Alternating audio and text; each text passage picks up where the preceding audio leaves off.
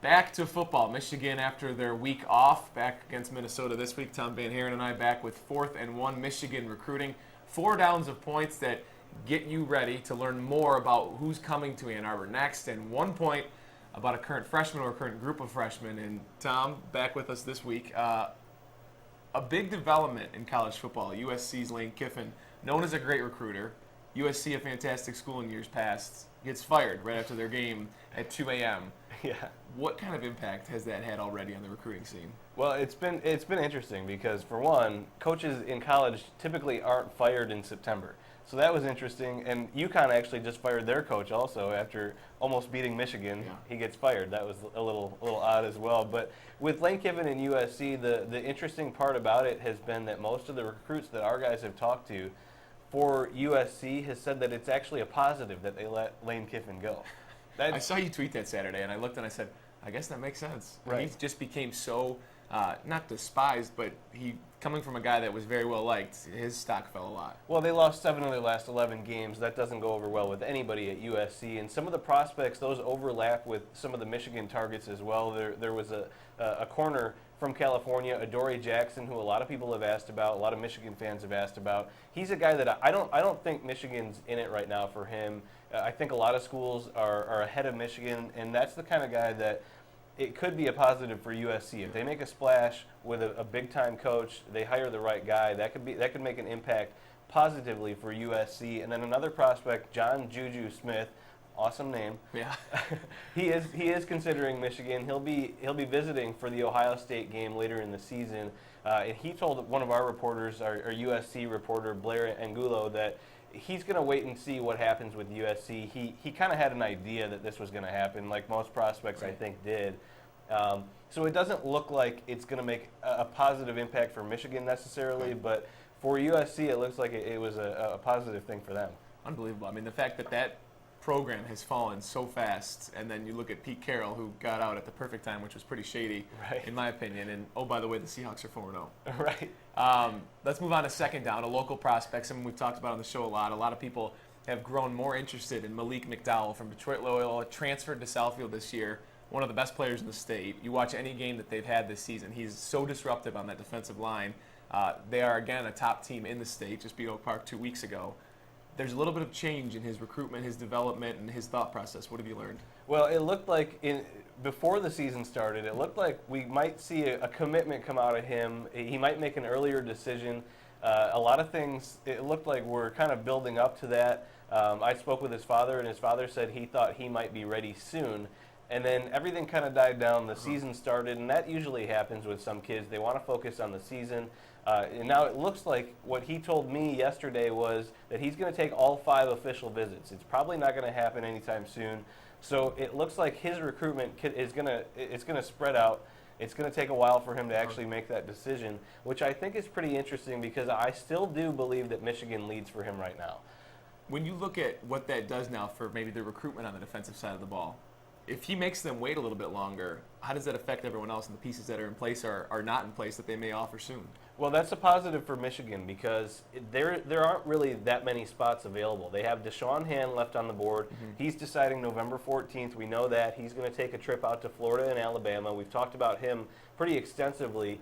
Those guys are really the 2 main pieces left in this class. So if Michigan can get Deshaun Hand in the fold on November 14th, that's a big piece to that puzzle. That's true. And it might help land Malik McDowell, too. If he sees the defensive line class that Michigan's recruiting, if you look across the board, it's been pretty interesting for Michigan fans because they have Lawrence Marshall, who looks like a weak side defensive end, Brian Monet, who's a big defensive tackle, and then if they get Deshaun Hand, he could be a strong side defensive end. You then plug Malik McDowell into that. Pretty solid class. Right. He could be the 3-tech that they're missing from that complete line in one class. So. It's interesting that you would think beforehand it was almost the switch of a situation where McDowell would be the guy that would push Hand over the top to come to Michigan, but now it seems that maybe a reverse situation. Sure. And I don't believe those 2 have been in contact, but I was just saying with... No, I do at least look and see what kind of stock you have when you come into a school, for sure. Right. And landing a top prospect, Deshaun Hand's number 4 overall, that can't hurt. No.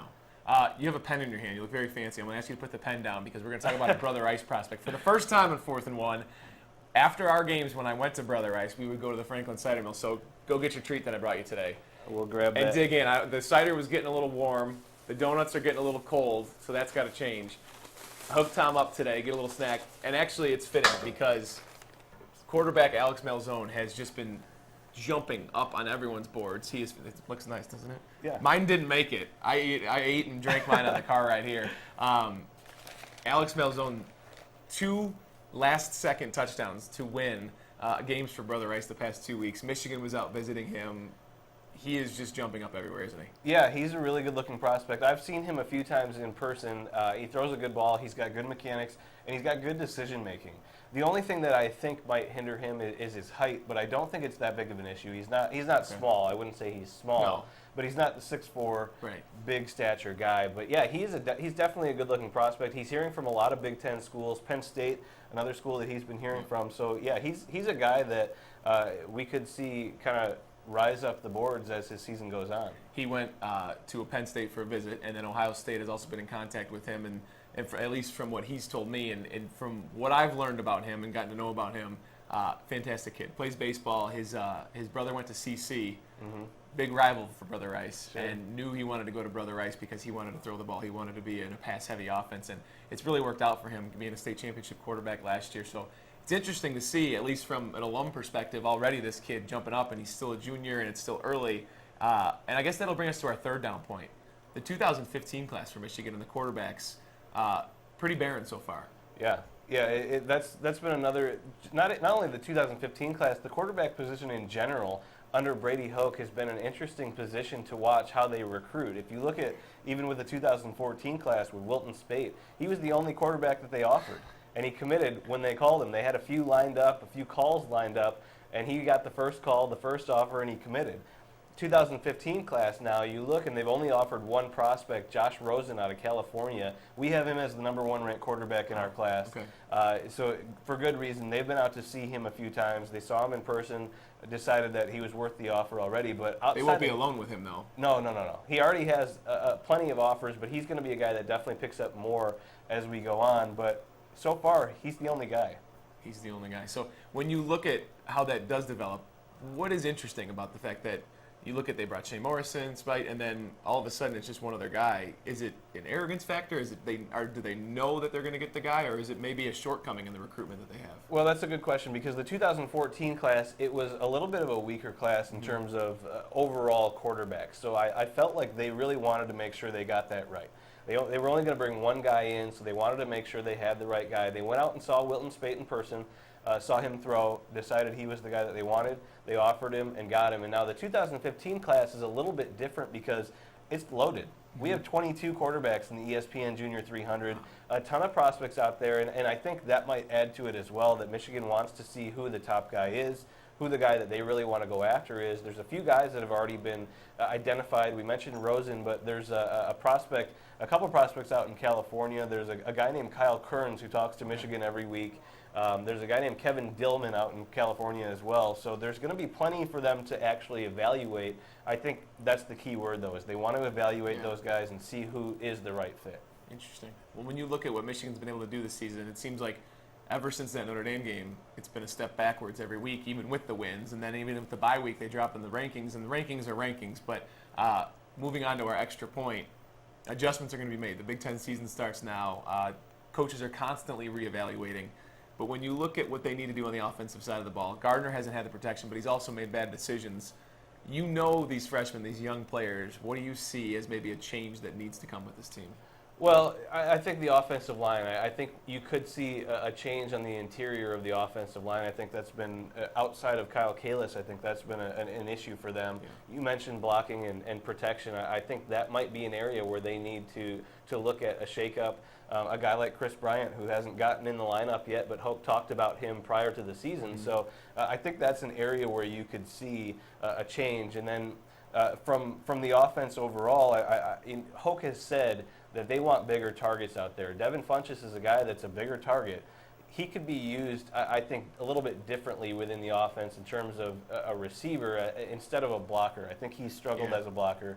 So those are a few things that I think within the offense could be changed, or you could see maybe make a little bit of an adjustment. As soon as this week? Potentially. All right. Tom VanHaaren, enjoy your donut, man. At least show the people that you're going to eat it. Now you got a nice girlish figure. As if they don't know that I'm going to eat it. No, I know. If you follow him on Twitter, you know he's got a love for sweet foods. And I said it's been 4 weeks that we've done this show, and I've yet to bring you any food, so that's worth a slap in the face. Not so fast. We got him some food. Tom VanHaaren, follow him on Twitter at TomVH. His work on Big Ten recruiting is on ESPN.com. Always fun to have you join us. Thank you. Thanks, man. Thanks for watching. Thanks for the donuts.